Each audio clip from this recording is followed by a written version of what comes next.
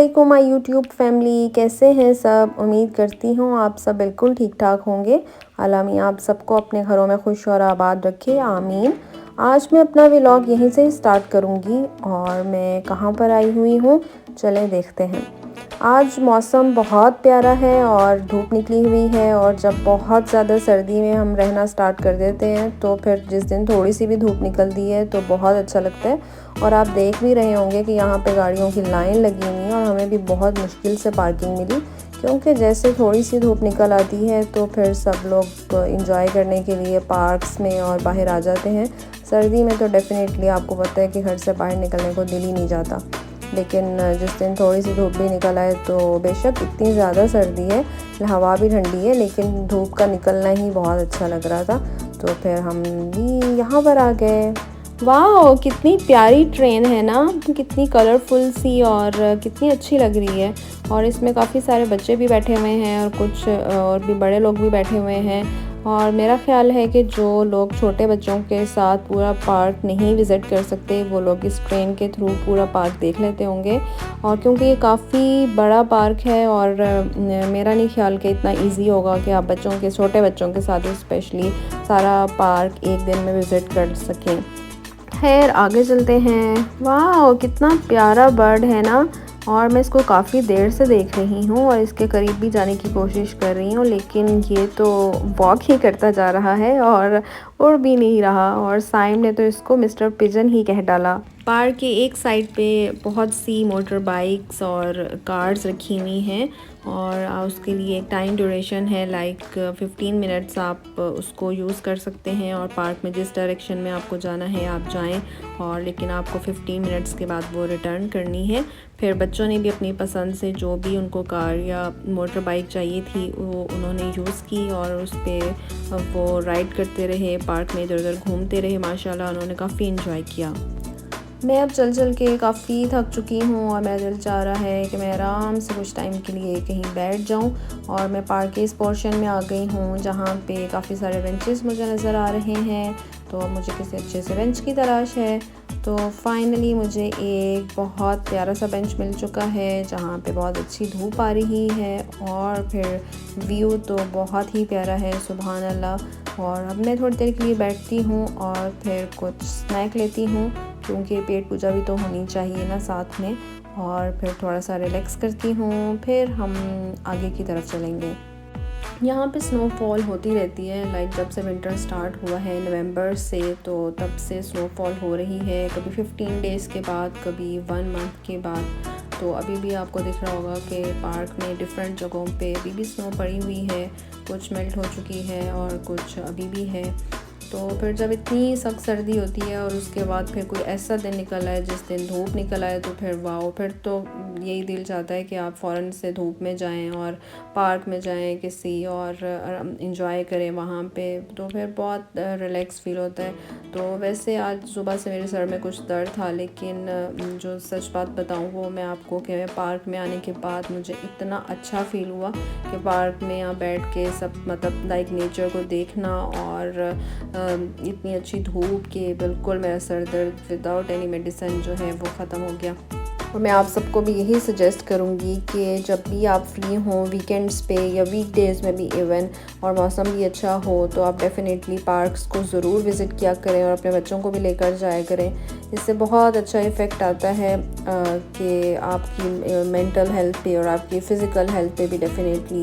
कि आप पार्क्स में जाते हैं, आप नेचर को देखते हैं और आप फ्रेश फील करते हैं और वॉक भी हो जाती है, तो मतलब इट्स वेरी बेनिफिशियल। तो आई विल सजेस्ट कि आप सब जो है पार्क्स में और ज़रूर बच्चों को स्पेशली ज़रूर लेकर जाया करें।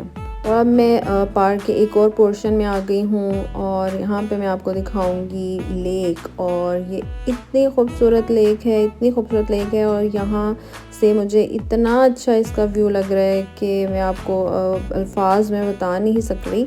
और आई एम श्योर आपको भी उतना ही अच्छी लग रही होगी जितनी मुझे लाइव देखने में अच्छी लग रही है। ये ठंड इतनी ज़्यादा है और ठंड की वजह से आप देख रहे हैं कि जो पानी है वो मुकम्मल जो है वो फ्रीज़ हुआ है, पूरी लेक फ्रीज़ हुई हुई है। इसको आप फ्रोज़न लेक भी कह सकते हैं इस टाइम।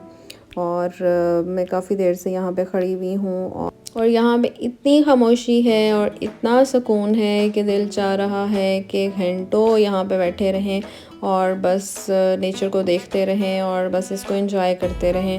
और मैं थोड़ा सा चल के पार्क के अगले पोर्शन में आ गई हूँ और ये वही लेक है जो मैं पहले से दिखा रही हूँ। और यहाँ पे बहुत सारे बर्ड्स हैं जो यहाँ पे उड़ रहे थे और कुछ ऐसे इस पानी में ही मूव कर रहे थे एक जगह से दूसरी जगह पे।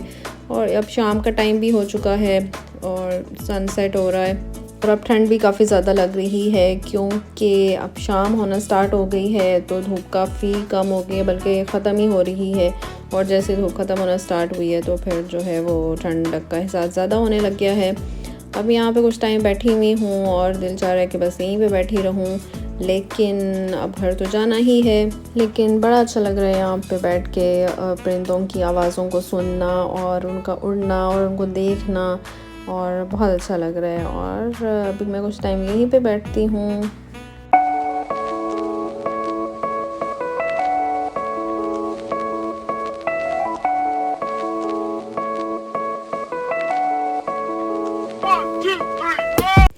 लेक वाली साइड से तो अब मैं निकल आई हूँ और अब जो है पार्क से निकलने के लिए देख रही हूँ कि किस रास्ते से निकलना चाहिए और अब वापस जाना चाहिए क्योंकि अब शाम भी काफ़ी हो चुकी है और पार्क के सभी पोर्शन तो नहीं विज़िट कर सकी आज क्योंकि एक तो अब जाम हो चुकी हुई है और पार्क भी इतना बड़ा है कि आप सारा पार्क तो एक दिन में डेफिनेटली विज़िट नहीं कर सकते ना।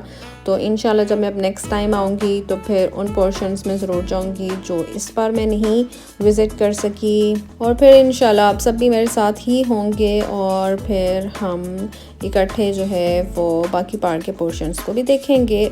और अब काफ़ी बादल आ चुके हैं और मुझे लग रहा है कि जैसे आज बारिश होने के कोई चांसेस हैं, शायद आज बारिश हो जाए क्योंकि देखने में वैसे ही लग रहा है। So finally it's time to go back home.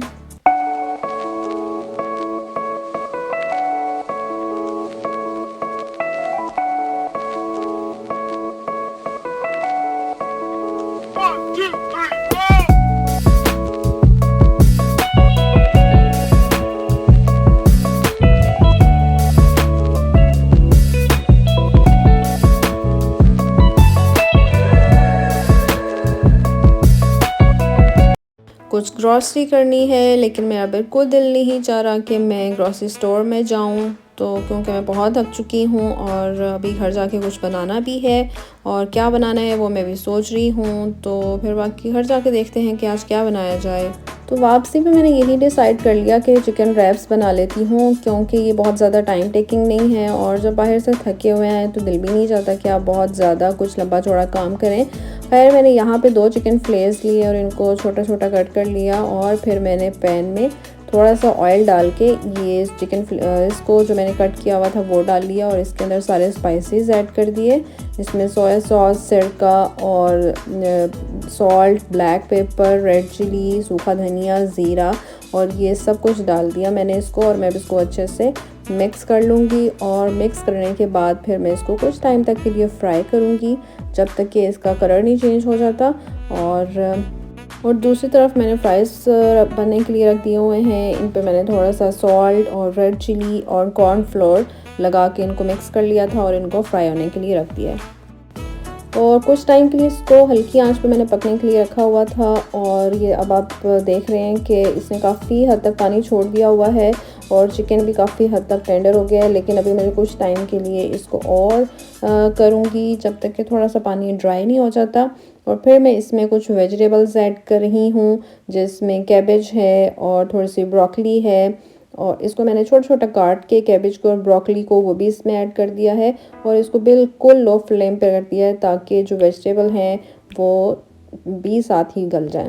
Mixture ready हो चुका हुआ है और अब मैं यहाँ पे इसकी फिलिंग कर लूँगी। अब आप सब गौर से देखिएगा कि कैसे कैसे स्टेप्स को मैं कर रही हूँ और फिर मैं आपको मिलती हूँ कुछ टाइम में।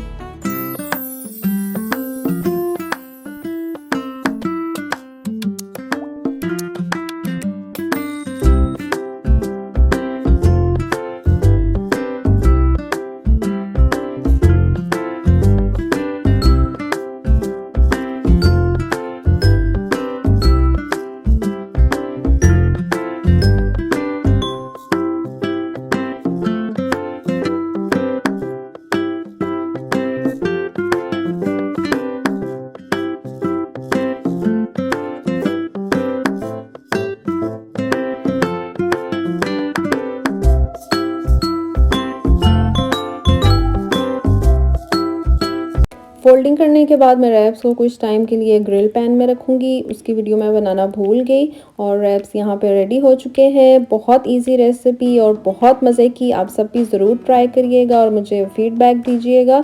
और नेक्स्ट व्लॉग तक के लिए अल्लाह हाफ़िज़।